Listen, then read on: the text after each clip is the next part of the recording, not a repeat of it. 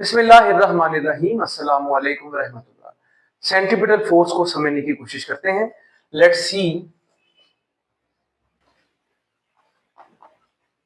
Centripetal force. पहले तो एक डेफिनेशन बना लें ताकि आप लोगों को क्लियरली अंडरस्टैंडिंग हो सके कि हम गुफ्तगू किसकी करने जा रहे हैं। जैसे कि कहा गया सेंट्रीपिटल फोर्स है, तो ये एक फोर्स है बेसिकली, द फोर्स जो कि विच कंपेल्स मजबूर कर देती है, compels a body to move in a circle. Circle कह लीजिए या सर्कुलर पाथ कह लीजिए, both are same.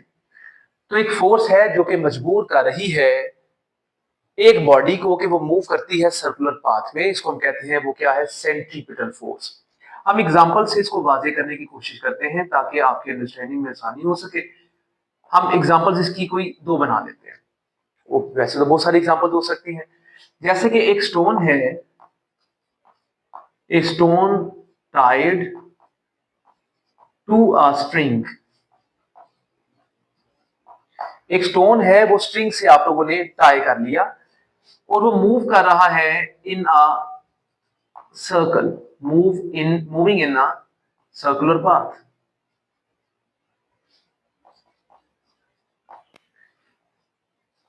Provides,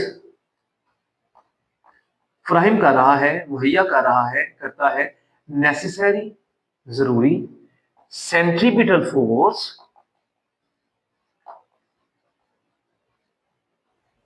due to the tension in the string. String में टेंशन होने की वजह से, खिंचाव होने की वजह से वो जनाब जो है सर्कल में मूव कर रहे हैं। कौन? स्टोन। और क्या प्रोवाइड करते हैं मूव करने से सर्कुलर पाथ में? वो प्रोवाइड करते हैं सेंट्रीपिटल फोर्स। ठीक है, ये इंपॉर्टेंट था कि आपको पता चल जाए कि रीजन क्या है कि सेंट्रीपिटल फोर्स किसकी वजह से पैदा होती है। तो ये पता चलता है कि वो टेंशन से पैदा होती है, खिंचाव से पैदा होती है स्ट्रिंग के। अब अगर when the stone is removed, then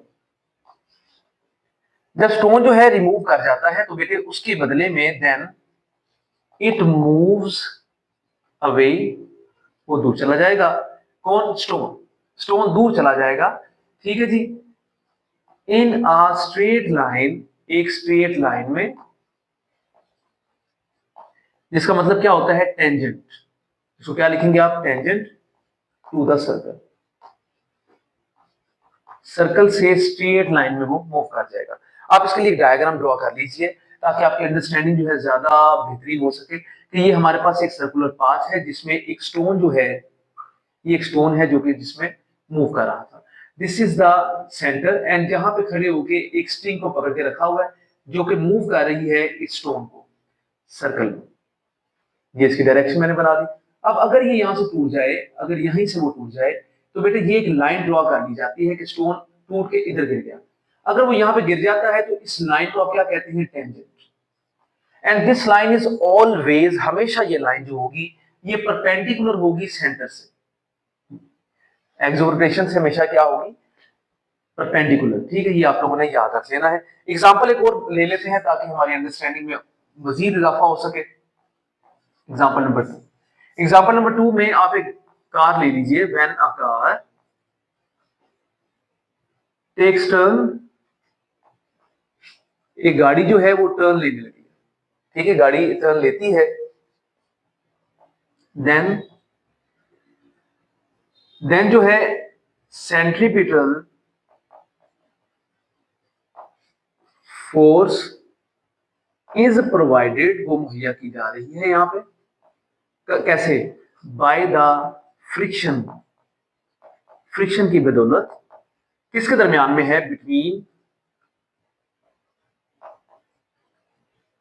the tyres and the road. तो इस तरह से गाड़ी जो है सेंट्रीपिटल फोर्स ड्राइव कर सकती है। ठीक है बेटे, ये एग्जांपल्स मेरा कल काफी है। तो अब एक्सप्लेनेशन की तरफ बढ़ते हैं ताकि प्रॉपर अंडरस्टैंडिंग हो सके अब हम लोगों को कि ये सेरिब्रल फोर्स को हम कैसे वाजे कर सकते हैं, इसकी फोर्स कैसे फाइंड आउट कर सकते हैं। तो बेटे इसके लिए हम कंसीडर कर लेते हैं, कंसीडर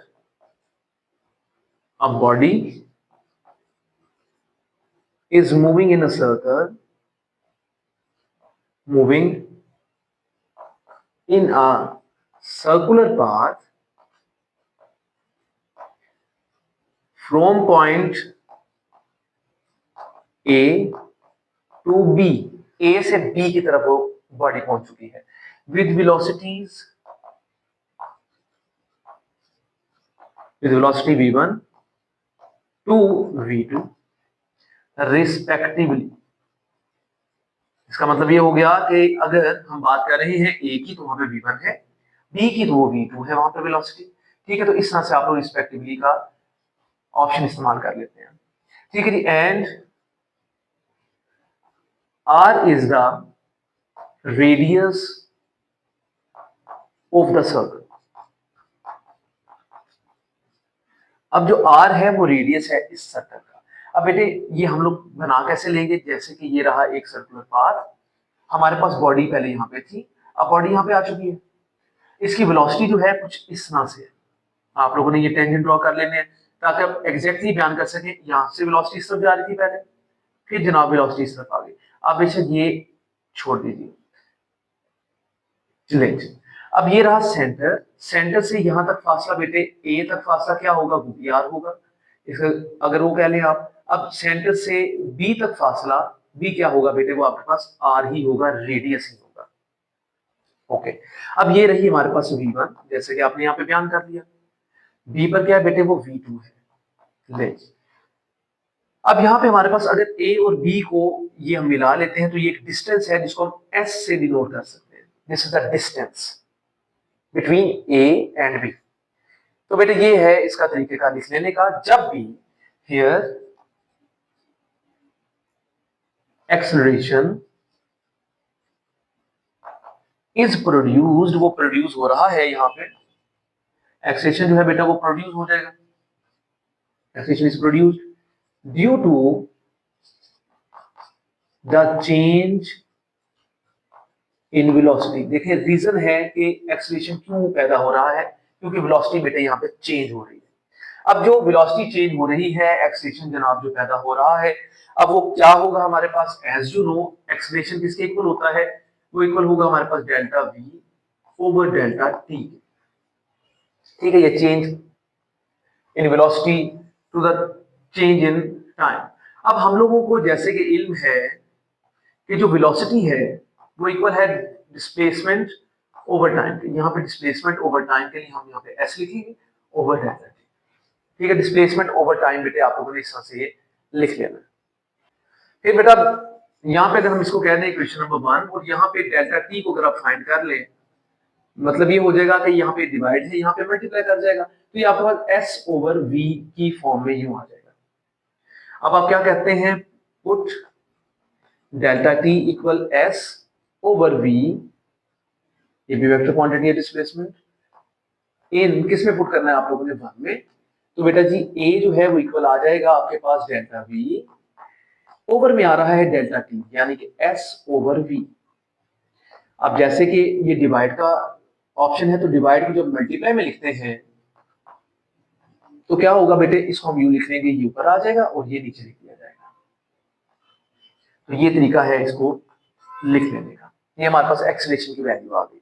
अब हम लोगों ने यहाँ पे मजीद वैल्यूज को फाइंड करना है। फॉर दैट हम लोग क्या करेंगे, यहाँ पे ट्राइंगल बना लेंगे, make a triangle of the velocities of a body moving in a circle।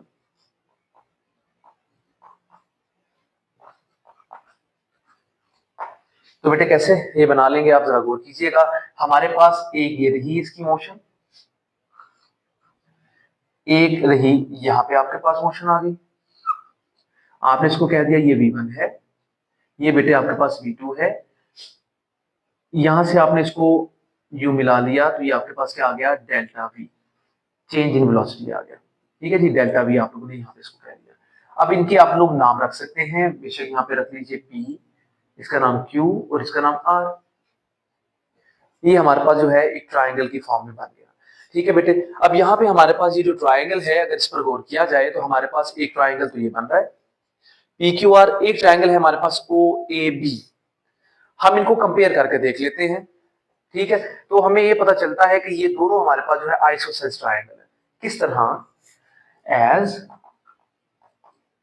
The velocity is same, therefore आपके पास जो v1 है इक्वल है v2 के, और बेटा वो किसके इक्वल है, v के। तो वेलोसिटी थ्रू आउट इसकी क्या है, सेम है। तो आप यहाँ पे ये बात कह सकते हैं कि वेलोसिटी इसमें बिल्कुल सेम है। और अगर वेलोसिटी सेम है, नाउ वी हैव टू, ये TWO2 लिख लीजिएगा, we have two isosceles triangles. ठीक है जी, हमारे पास दो आइसोसेल्स ट्रायंगल हैं, एक हमारे पास ये एक ट्रायंगल आ गया और बेटा एक ये ट्रायंगल है। इस पर गौर किया जाए, जितना OA है वो भी R है, जितना OB है बेटा वो भी R है। इसमें OA OB R के इक्वल आ जाते हैं। यहां पे आप कह सकते हैं इन ट्रायंगल OAB, OA जितना भी है हमारे पास, ये जितनी भी इसका हमारे पास जो डिस्टेंस है OB का, बेटा ये R के इक्वल है। ठीक है, क्योंकि क्या है, रेडियस आप यहां पे लिख सकते हैं, रेडियस।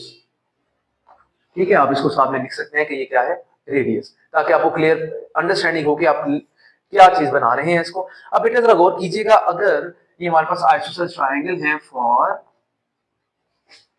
ट्रायंगल, हमारे पास एक ट्रायंगल है PQR, अगर ये कंकरेंट है ट्रायंगल OAB के, तो बेटा हम क्या करेंगे, यहाँ पे हम लिखेंगे कि PQ जितना है हमारे पास, यहाँ पे गौर कीजिएगा, ये रहा आपके पास PQ। ठीक है, जितना PQ है उतना ही अगर आप गौर करें तो आपके पास OA है। ठीक है, इसी के लिहाज से अगर आप लोग यहाँ पे इस ट्रायंगल को ड्रॉ कर लेते हैं, तो फिर बेटे आप यहाँ पे कह सकते हैं कि जितना PQ जैसे कि यहाँ पे, और उतना ही आपके पास OA आ गया। इस तरह जितना आपके पास जो है यहाँ पे आ जाता है PR, उतना बेटे आपके पास क्या आ जाएगा यहाँ पे OB, जितना AB है उतना आपके पास QR है। तो फॉर दैट अगर ये बातें ना भी लिखें आप, तो QR ओवर QR कर लिया जाए ओवर PR। ये इक्वल किसके होगा, यहाँ पे अगर गौर करें, ये QR है, ये AB के इक्वल है। ठीक है बेटे, ये मैंने PR लिया तो ये OB के इक्वल है। कितना सिंपल सा बेटे ये तरीकेकार इसको लिख देने का। ठीक है, तो अगर आप लोग गौर करते हैं, ये आइसोसेलेस ट्रायंगल के लिए हम लिख सकते हैं इस तरह से बेटे। अब हमारे पास जो QR है उसकी वैल्यू क्या है, QR it is delta V, PR V2 जो कि किसके इक्वल है, V के इक्वल। फिर बेटे हमारे पास क्या आ जाता है यहाँ पे AB it is equal to S, और बेटा OB क्या है आपके पास, वो R के इक्वल है, रेडियस ऑफ द सर्कल। अब बस यहाँ पे AB का आप जिक्र कर सकते हैं कि वो S के इक्वल आ गया। अब बेटे इसमें से अगर आप लोगों ने डेल्टा V की वैल्यू को फाइंड आउट करना है, फॉर दैट यहाँ पे S आ गया, V यहाँ पे मल्टीप्लाई कर जाएगा, ओवर बेटे आपके पास क्या आ गया, R। अब आप पुट कर लीजिए delta V equal SV over R in equation number 2। This is equation number 2। तो आपके पास जो एक्सेलरेशन की वैल्यू आ जाएगी, it will be delta V की जगह आप लिखेंगे S V over R, and बेटे बाकी मल्टीप्लाई V ओवर S। जो वेक्टर क्वांटिटीज हैं उनके ऊपर वेक्टर लगाना जरूरी है।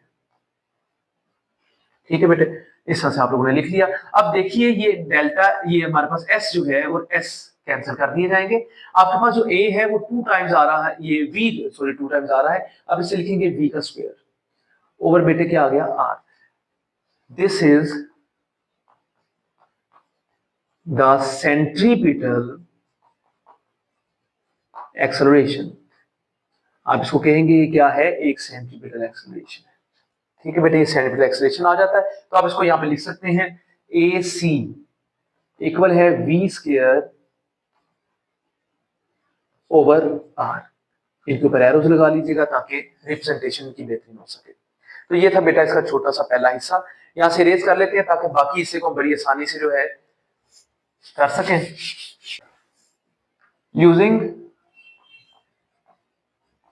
Newton second law, F equal है एम ए सी। यहां बेटा पुट कर लीजिएगा ए सी की value V square over R, आप लोगों ने जो फाइंड की है इन अब इक्वेशन, बेशक ना भी आप ये लिखें तभी ठीक है। यहाँ पे बेटे एफ आ गया, सी इक्वल ये C for centimetre, M V square over बेटे क्या आ गया आपके पास आर। तो ये रही आपके पास सेंट्रीपिटल फोर्स एग्जैक्टली। अगर आप लोग इसको लिख सकते हैं इन एंगुलर फॉर्म, अगर आप इसको एंगुलर फॉर्म में लिखते हैं तो बेटे एफ सी जो है वो इक्वल आ जाएगा एम वी जो होता है वो इक्वल होता है आर ओमेगा के, आर ओमेगा। ठीक है बेटे, दोनों के ऊपर स्केयर आ जाएंगे, ओवर आ गया आर, ये एक आर कैंसिल कर लीजिएगा।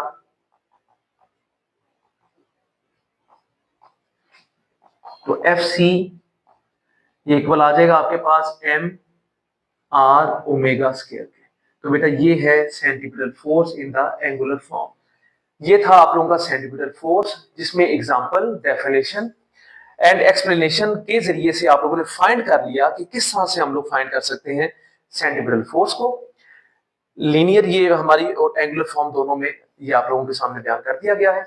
उम्मीद है कि आपकी समझ में आ चुका है। इसकी आगे एप्लीकेशंस आ जाती हैं, उन एप्लीकेशंस में कुछ सेंट्रीफ्यूगल फोर्स आ जाती है, जैसे कि आप लोगों ने स्पिनर देखा होगा। स्पिनर जब मूव करता है तो स्पिनर के मूव करने की वजह से उसके अंदर जो सुराख होते हैं उसमें से पानी जो है वो वर्ल आउट यानी कि बाहर निकल आता है घूमने की वजह से, उस स्पीड में घूमने की वजह से। तो बेटे वो इसी सेंट्रीपिटल फोर्स की एक एप्लीकेशन बन जाती है। क्रीम सेपरेटर्स हैं वो भी इसमें आ जाते हैं। तो उम्मीद है ये आपको क्लियर है। कहीं पे प्रॉब्लम होती है फिर भी आपको, आप उसके बारे में जरूर कमेंट कीजिए। शुक्रिया।